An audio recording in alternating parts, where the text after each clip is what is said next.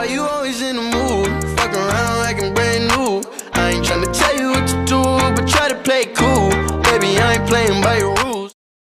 Halo anak-anakku sayang, bertemu lagi dengan saya di sini Inong Lex Bornap. Kali ini kita akan mempelajari materi bahasa Indonesia buat anak-anak saya yang duduk di kelas 9 sekolah menengah pertama atau kelas 9 SMP ya. Pokok materi kita part yang kedua atau bab yang kedua adalah mengenai pidato persuasif ya. Pidato persuasif. Jadi karena pidato ya biasanya bersifat persuasif dia ya. Persuasif itu kan berusaha mengajak, membujuk, merayu gitu ya. Jadi supaya bisa kamu nanti mengerti tentang topik ini anak-anakku, silakan perhatikan dan simak Inong dengan seksama ya. Oke, jadi pidato, apa itu yang dimaksud dengan pidato? Jadi pidato itu sebenarnya adalah komunikasi satu arah. Jadi komunikasi yang tidak perlu mendapatkan tanggapan atau timbal balik dari apa yang kita sampaikan kepada orang khalayak ramai gitu ya. Nah, jadi kalau pidato itu sebenarnya sama dengan khotbah. Jadi khotbah itu merupakan bagian dari pidato. Kata sambutan juga merupakan bagian dari kata pidato. Ceramah juga merupakan bagian dari pidato gitu ya. Nah, jadi pidato yang persuasif itu bagaimana gitu. Jadi perbedaan-perbedaannya ini apa gitu. Biasanya hanya membedakan pada situasi dan tempatnya. Misalnya dia kalau ceramah tempatnya dan situasinya lebih santai. Jadi kalau pidato kenegaraan misalnya sifatnya lebih formal dan juga lebih resmi. Tetapi secara umum pidato itu bersifat persuasif atau bersifat membujuk atau merayu.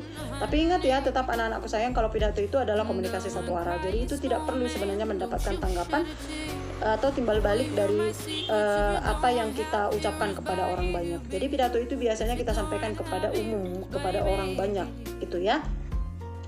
Sedangkan metode-metode yang dipakai dalam berpidato itu sendiri, ada yang pertama disebut dengan metode impromptu atau metode secara tiba-tiba atau serta-merta. Itu biasanya pidato yang tidak mempergunakan persiapan sama sekali gitu ya. Terus yang kedua adalah metode ekstemporan. Metode ekstemporan ini adalah menggunakan metode dengan mempersiapkan garis-garis besarnya gitu ya, garis atau intisarinya. Yang ketiga adalah metode menghafal. Jadi pidato itu kamu susun terlebih dahulu, baru kamu hafalkan, lalu kamu sampaikan. Sedangkan yang keempat adalah metode naskah. Jadi metode naskah ini adalah menyusun pidato itu dalam sebuah naskah lalu membacakannya. Biasanya itu diperuntukkan kepada negarawan, misalnya presiden, gubernur, bupati dan lain sebagainya. Jadi itu disusun terlebih dahulu baru dipidatokan gitu ya. Kenapa? Karena biasanya pidato kenegaraan itu sifatnya menyangkut kehidupan satu negara. Jadi tidak boleh ada satu kata pun yang bisa misalnya menyinggung satu ras atau satu suku atau satu agama tertentu gitu. Jadi itu harus diteliti terlebih dahulu teksnya itu, sesudah memang tidak ada lagi sesuatu hal yang bisa nanti menyinggung, yang bisa memicu perpecahan, barulah pidato itu dibacakan oleh negarawan tersebut di depan khalayak ramai atau di depan semua masyarakatnya. Ya, oke. Itu hanya gambaran mengenai pidato karena materi kita kali ini adalah mengenai pidato persuasif. Jadi apa itu pidato persuasif, Inong? Jadi pidato persuasif itu adalah seni mengungkapkan pendapat secara jelas dan logis. Tujuannya meyakinkan audiensi untuk melakukan sesuatu, to do something gitu ya. Ada 3 hal yang harus diperhatikan dalam pidato, yaitu yang pertama pastinya harus kamu pelajari dulu topiknya, pahami tujuannya, dan pahami audiensinya. Misal kalau topiknya itu mengenai pertanian, berarti tujuannya itu kan ditujukan kepada petani untuk supaya gimana petani itu bisa meningkatkan hasil tanamannya. Terus audiensinya pastinya juga petani dong. Kan nggak mungkin topiknya mengenai pertanian tapi audiensinya adalah nelayan. Atau misalnya topiknya itu mengenai kesehatan tapi audiensinya itu adalah wira usaha tukang beca, kan nggak mungkin. Jadi harus sesuai topik pidatomu dengan tujuan pidatomu dengan audiensinya. Jadi harus sesuai itu maksudnya ya. Terus hasil identifikasi pidato persuasif antara lain ya, jadi pidato persuasif ini dapat kita lihat itu di dalamnya itu apa saja yang terdapat di dalamnya itu antara lain adalah pembukaan. Apakah pidato memiliki pembukaan yang kuat? Ya pastinya harusnya supaya pidato itu tersampaikan, maka pembukaannya itu harus kuat ya. Pembukaan yang kuat ditujukan dengan 5 unsur. Jadi supaya kuat pembukaan pidato itu maka harus memperhatikan ada 5 unsur. Yang pertama itu pembukaan pidato itu harus mampu menarik perhatian audiensinya ya. Terus yang kedua, ada hubungan dengan audiensinya ya, seperti yang Inong bilang tadi. Kalau misalnya topiknya mengenai pertanian, maka audiensinya adalah petani. Kalau topiknya mengenai perikanan, maka audiensinya adalah nelayan. Kalau topiknya mengenai kesehatan, maka audiensinya adalah dokter, perawat, suster, dan lain sebagainya.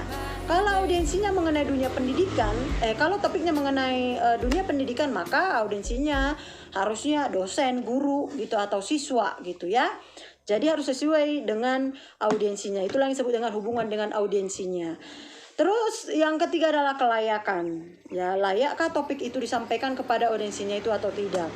Terus selanjutnya adalah tujuan pidato. Tujuan pidatonya untuk apa ya?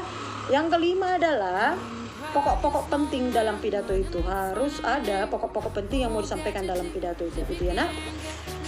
Nah selanjutnya, jadi kalau kita ingin berpidato harus memperhatikan audiensinya dong Inong. Iya, harus sesuai kan gitu. Jadi kalau nggak sesuai semuanya jadi hancur jadinya. Unsur-unsur yang tadi pun yang Inong sebutkan kan jadi marambalangan istilahnya ya.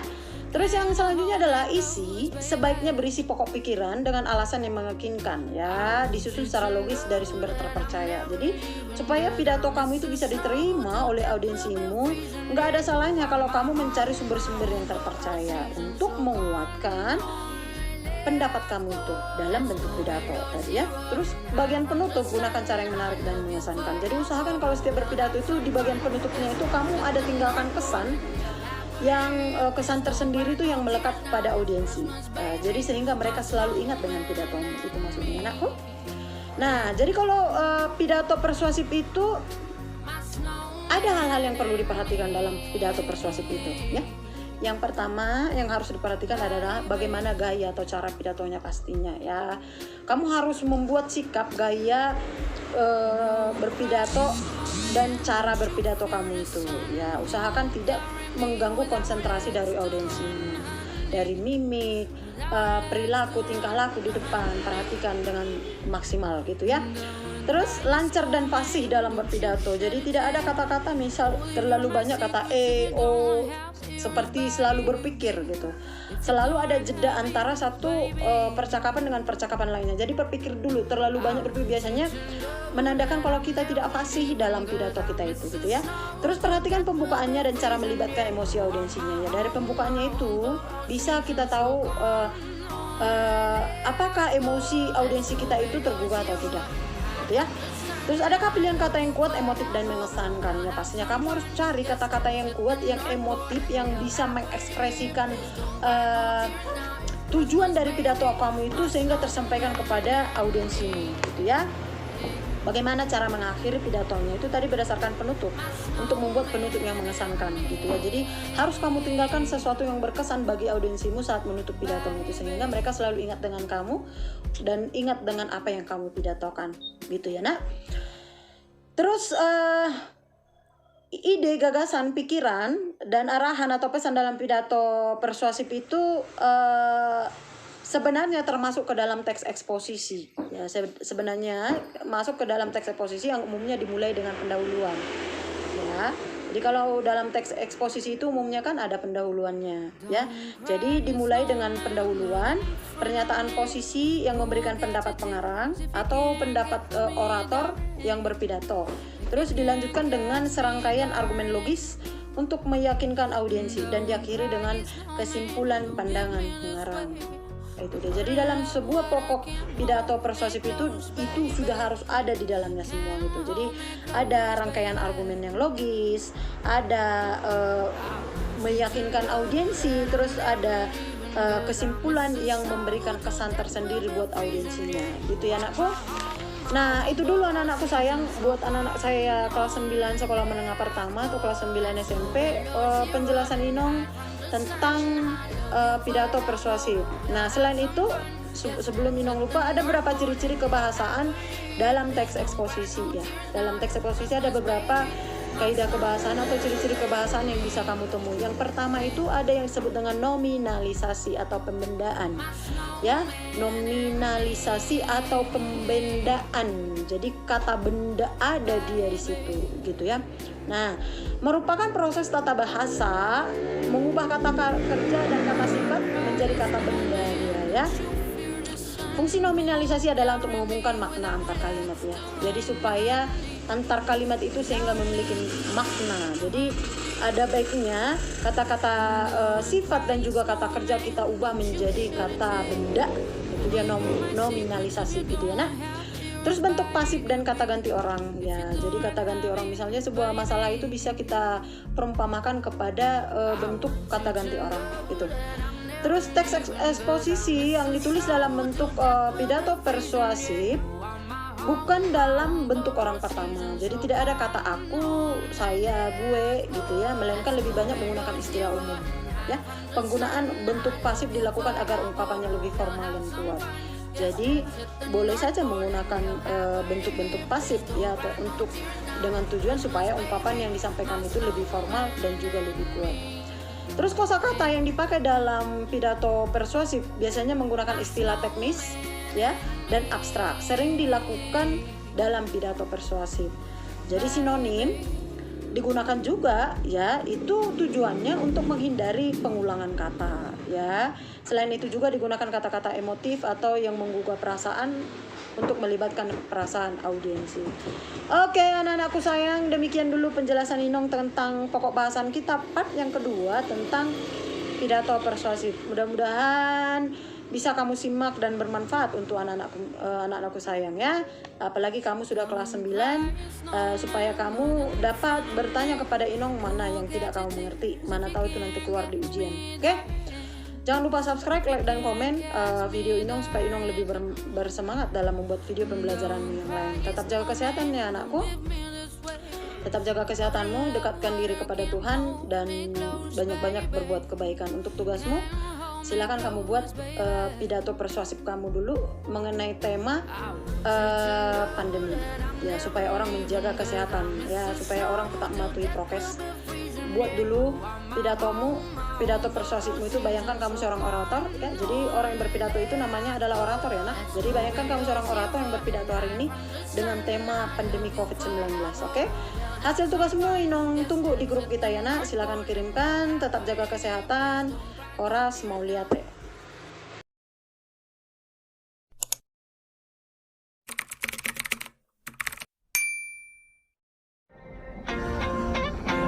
Why you always in the mood? Fuck around like I'm brand new. I ain't tryna tell you what to do, but try to play cool. Baby, I ain't playing by your